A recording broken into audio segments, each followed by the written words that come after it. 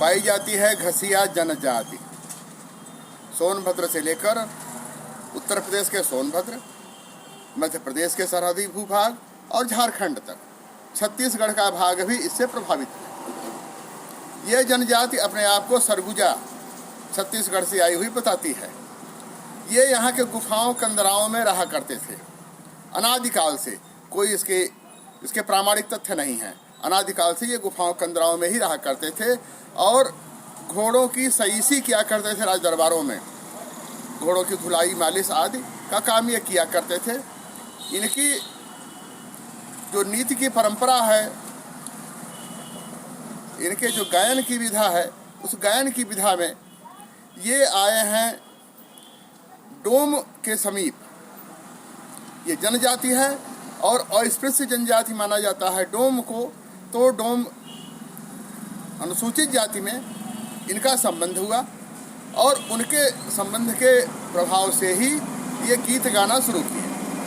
जब गीत गाना शुरू किए तो इसलिए उसको, इस विधा को घसिया गीत के बजाय डोमकच कहा जाता है। तो डोमकच गीत के अंतर्गत इनकी विधाएं हैं जो ये वाद्य यंत्र बनाते हैं, बनाकर बेचते थे। पहले से राज दरबारों में घोड़ी की सईसी किया करते थे और धीरे धीरे ये फिर उसी गीत के लिए उन वाद्य यंत्रों का स्वयं में प्रयोग भी किया करते थे। तो देखें आप, हम पहुँचे थे मध्य प्रदेश के बगदरा इलाके में। सोनभद्र से सटा हुआ सिंगरौली का जिला कभी सीधी हुआ करता था, सीधी सिंगरौली का बगदरा इलाका, जहाँ पर घसिया नृत्य की शूटिंग हुई है। घसिया नृत्य की शूटिंग हम दिखाएं आपको। इसके पहले हम कुछ बता देना चाहेंगे सोन विंध्य गंगा चैनल का कि 100वें सोपान की ओर या धीरे धीरे अग्रसर है अपना यह कार्यक्रम। 100वें सोपान की ओर धीरे धीरे बढ़ रहा है और सोन विंध्य गंगा चैनल आप देखते रहें। आप सबको सादर प्रणाम कहने के साथ ही मैं शुरू करता हूँ डोमकच की बात। तो ये ढोल, मृदंग, नगाड़ा, निशाना, जिसे सिंगा कहते हैं, इस तरह के वाद्य यंत्र बनाते थे। इनके वाद्य यंत्रों में दोनों तरफ सींग निकली हुई होती है। हिरण की हो, सांभर की हो, ये सींग निकली हुई होती है। आप देखेंगे दृश्य में वाद्य यंत्रों में सींग निकली हुई। और ये इसमें कलैया भी मारते हैं, एक दूसरे से लिपटते भी हैं। कलैया मारने की बात को अगर हम देखें तो अहीरों का जो नृत्य गीत हुआ करता था उसमें भी कलैया मारने की बात आती है। लेकिन हम जनजातियों की बात करें तो यहाँ पर डोमकच, घसिया नृत्य और झूमर नृत्य में भी ये शामिल हो जाते हैं। हालांकि उसकी विधा थोड़ी सी से अंतर में है, लेकिन इसमें भी ये शामिल होते हैं झूमर नृत्य में। और देखें आप तो यहाँ पर कर्मा, कुलदहकी, करहुआ, इस तरह के कई गीत, कई प्रकार के, कई जातियों के गीत इसमें शामिल हुए हैं। मैंने बताया आपको कर्मा, कुलदहकी, करहुआ, कजरी और डोमकच, झूमर बताया ही हमने। नटुआ, अहिरों की नाच को फरुआही बोलते हैं।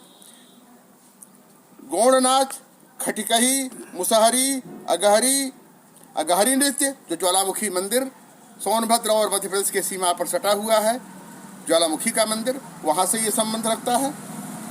जनजाति का इंद्रासनी नृत्य, शैल नृत्य, इस तरह के बहुत सारे नृत्य होते रहे हैं यहाँ पर। आज यह विधा धीरे धीरे लुप्त हो रही है और इसमें एक प्रमुख विधा जो अभी भी कुछ प्रचलित है, कजरी की, उसे हमने अभी नहीं कहा।